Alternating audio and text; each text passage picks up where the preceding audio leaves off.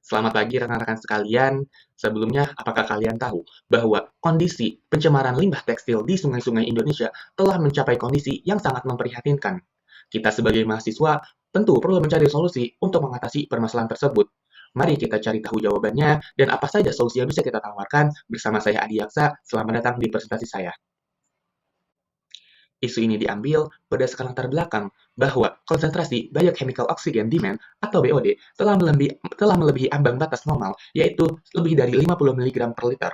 Sementara Total Suspend Solids atau TSS telah mencapai 150 mg per liter, yang ini merupakan nilai yang melebihi threshold yang ditetapkan oleh WHO. Ini dapat berimplikasi dengan penurunan kualitas air, menghambat kehidupan akuatik, serta mengganggu keseimbangan mikroba alami. Baik, dalam presentasi ini kami menyusun 3 framework yang ingin dicapai, yaitu meningkatkan kesadaran dari dampak pembuangan limbah tekstil cair melalui edukasi sosial masyarakat. Lalu yang kedua, menjelaskan apa peran mahasiswa dalam mendorong aturan atau regulasi lingkungan untuk menjaga ekosistem sungai dari pencemaran. Dan yang ketiga, menemukan dan memaparkan ide dan teknologi baru agar limbah tekstil bisa diolah dengan lebih ramah lingkungan. Baik, dalam ranah solusi sosial di masyarakat, langkah pertama yang kami lakukan adalah melakukan observasi di lapangan, melalui survei dan juga wawancara secara langsung ke masyarakat yang terdampak atau ke masyarakat sekitar. Tentu ini untuk melihat kondisi aktual melalui mata kepala sendiri tentang bagaimana sih proses pembuangan limbah di masyarakat. Setelah melakukan observasi, kami tentu akan mengolah data tersebut untuk melakukan perencanaan dan pemetaan. Ini untuk menyusun materi di tahap edukasi, di mana kita melihat di titik mana yang perlu diedukasi. Tentu setelah berangkat dari perencanaan dan pemetaan, dilakukanlah edukasi dan sosialisasi. Ini merupakan bagian yang paling penting dan paling esensial dari mahasiswa dalam untuk menyampaikan materi kepada masyarakat, agar masyarakat lebih terbuka wawasannya dan teredukasi terkait bagaimana sih pembuangan limbah dan dampaknya di sungai. Lalu yang keempat, setelah melakukan edukasi, kita akan memberikan rekomendasi solusi juga. Di sini kami akan merekomendasikan untuk membuat IPAL mini. IPAL mini ini berbentuk sederhana dengan adanya teknologi ini mampu menurunkan kadar BOD, COD, dan TSS agar sesuai dengan baku mutu yang telah ditetapkan, atau dalam kata lain agar kadarnya itu lebih aman atau masih di bawah ambang batas. Setelah melakukan hal tersebut, tentu perlu dilakukan evaluasi melalui post-test dan pre-test untuk menguji seberapa paham masyarakat terkait pemaparan materi yang telah diberikan. Lalu yang keenam, kita akan melakukan pemantauan terkait keberlanjutan program dengan rutin memberikan pelatihan agar masyarakat mahir dalam mengolah limbah cair. Lanjut dalam ranah kedua, terkait sosial politik, solusi yang dapat ditawarkan oleh mahasiswa yaitu berupa sebagai pressure group dan juga penyumbang ide inovasi. Karena dalam ranah ini kami memandang kebijakan yang dibuat pemerintah sebagai pemain utama. Sebagai pressure group, mahasiswa harus mengawal kepentingan publik dengan mendorong pemerintah memperkuat penegakan regulasi lingkungan. Bentuknya dapat berupa kampanye, baik secara online maupun offline. Kalau misalkan di online, kita mungkin dapat saja menaikkan tagar-tagar khusus melalui di media-media sosial agar masyarakat lebih aware terkait isu-isu terkini.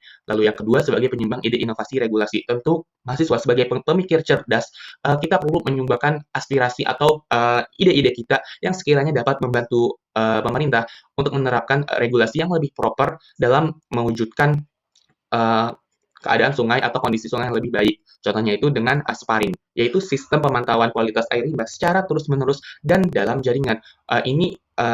Program ini akan diakomodasi atau bekerja sama dengan KLHK, yaitu Kementerian Lingkungan Hidup dan Kehutanan, untuk menjamin kondisi kualitas air tetap terjaga dan terbebas dari limbah. Baik, dalam ranah karya inovasi, solusi yang dapat ditawarkan dari kami sebagai mahasiswa yaitu dengan pengintegrasian kecerdasan buatan dengan memanfaatkannya sebagai sistem pemantau real time dengan sensor yang mutakhir. Ini memungkinkan untuk memprediksi perubahan parameter penting yang ada di sungai, mendeteksi anomali lebih awal, dan pengaturan otomatis sehingga kita dapat melakukan tindakan preventif sebelum bencana atau limbah itu menyebar secara luas atau lebih parah. Lalu yang kedua itu melalui rekayasa genetik CRISPR-Cas9. Ini kita dalam solusi ini kita memodifikasi bakteri yang dapat meningkatkan produksi enzim degradasi untuk mempercepat dekolorisasi limbah. Kita meningkatkan kemampuan mikroalga dalam ketahanannya terhadap kondisi toksik dan mengoptimalkan biosintesis pigmen. Lalu yang ketiga itu mikroalga penghasil pigmen. Ini kita dalam inovasi ini kita meningkatkan potensi ekonomi melalui valorisasi biomasa mikroalga fotosintetik yang selain menyediakan oksigen bagi bakteri juga menghasilkan pigmen bernilai tinggi.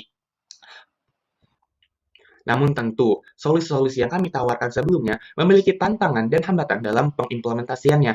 Dalam ranah sosmas, tantangan dan hambatan yang kami temui yaitu berupa perilaku industri dalam membuang limbah langsung ke sungai cenderung enggan terbuka terhadap edukasi. Eh, Tantangannya yaitu kita harus mengubah kebiasaan menuju cara yang lebih ramah lingkungan dengan melakukan edukasi persuasif tanpa menyalahkan, fokus pada dampak kesehatan dan lingkungan, serta tawaran instalasi pengolahan limbah yang sederhana. Lalu yang kedua itu rendahnya insentif bagi industri untuk menurunkan pencemaran. Karena kurangnya insentif ekonomi membuat industri enggan mengolah limbah karena dianggap menambah biaya operasional. Solusi yang dapat kami tawarkan terkait tantangan ini berupa kolaborasi dengan pemerintah setempat dalam mendorong pembuatan green product yang menyediakan bahan baku murah. Lalu yang ketiga itu tingginya biaya pembangunan dan perawatan IPAL mini. Dalam hal ini, terdapat kesulitan dalam skala mahasiswa dan peningkatan beban industri karena instalasi ini berpotensi meningkatkan biaya operasional. Maka dari itu, solusi yang dapat mengatasi permasalahan ini berupa rancangan IPAL yang sederhana menggunakan bahan baku murah atau bahkan daur ulang, melibatkan masyarakat lokal untuk perawatan dan mendorong kerjasama melalui program CSR. Lalu yang kedua itu terkait ranah sospol. Kami membagi ke dalam tiga permasalahan utama itu dari internal sendiri berupa keterbatasan dana, waktu, dan jaringan. Lalu dari eksternal di media sosial sendiri didominasi oleh konten hiburan. Apabila kita menerapkan solusi tersebut, ini akan menimbulkan distraction effect. Lalu yang kedua itu advokasi beresiko tenggelam, partisipasi publik cenderung superficial. Lalu yang ketiga itu regulasi longgar dan industri kurang patuh terhadap peraturan-peraturan yang telah ditetapkan. Solusinya itu berupa dari internal sendiri. Mahasiswa perlu melakukan kolaborasi dengan pemerintah lokal dalam mencari dana untuk mewujudkan proyek tersebut. Lalu yang kedua itu sebagai mahasiswa juga kita harus melakukan edukasi dan mengolah data di lapangan. Kita harus jeli dalam melihat forecasting plan yang ada di media sosial agar yang kita sampaikan sesuai dan dapat lebih diterima di masyarakat melalui media sosial. Lalu yang ketiga itu pemerintah harus berperan sebagai fasilitator kebijakan dan pengawas terhadap industri-industri dalam mematuhi regulasi yang telah dibuat. Lalu yang dalam ranah Kalino, tantangan yang kita temui berupa alat pengolah limbah yang tentu mahal dan industri yang kurang insentif. Solusi awal yang kami tawarkan berupa teknologi sederhana dan murah, seperti biofilter tanaman air atau pasir dan kerikil. Lalu yang kami sebagai mahasiswa memiliki peran dalam menanam biofilter tersebut sambil menjaga ekosistem sekitar.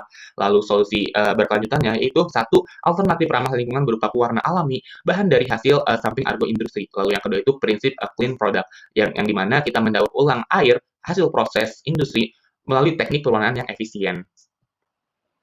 Selain itu juga kami menyusun strategi-strategi yang mendukung pengimplementasian solusi tersebut. Dalam ranah sosmas, kami menyarankan untuk membuat kelembagaan lokal untuk menuliskan program dan membangun kemandirian dalam menjalankan edukasi, pemantauan, dan pemeliharaan IPAL mini. Dalam ranah sospol, kami menyarankan untuk melakukan pengolahan data secara berkala, mengevaluasi tren pencemaran dan efektivitas pengolahan limbah, dan evaluasi sensor sparring, agar parameter pengukuran air limbah semakin akurat tentunya.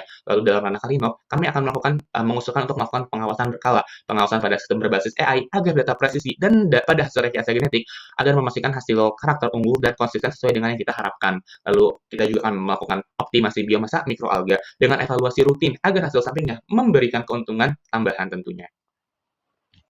Baik, dari sekian penjelasan yang telah saya paparkan, kesimpulannya berupa pertama, limbah tekstil berdampak negatif pada kualitas air, tanah, dan kesehatan masyarakat. Mahasiswa berperan nih dalam meningkatkan kesadaran lingkungan melalui edukasi, perencanaan, pembuatan IPL mini, dan evaluasi program berkelanjutan. Lalu yang kedua itu, mahasiswa dapat berperan sebagai pressure group untuk mengawal kepentingan publik dengan mendorong pemerintah memperkuat penegakan hukum lingkungan. Peran ini dapat diwujudkan melalui aksi kampanye, baik secara online maupun offline, dengan menaikkan tagar mengenai masalah aturan dan kebijakan pemerintah yang kurang pengawasan, transparansi minim, dan sanksi kurang tegas dalam penerapannya. Lalu yang ketiga itu pengembangan ide dan teknologi baru berupa bioreaktor, BMC CRISPR AI pigment dalam pengolahan limbah yang komprehensif, ramah lingkungan, dan berkelanjutan. BMC berfungsi sebagai inti biologis, AI meningkatkan efisiensi kontrol, CRISPR memperkuat produktivitas mikroba, sedangkan pemanfaatan pigmen memberikan nilai tambah ekonomi. Dan kini kita sampai di slide terakhir berupa list daftar pustaka atau studi literatur yang kami gunakan. Mungkin sekian presentasi dari saya. Mohon maaf apabila ada kesalahan. Terima kasih.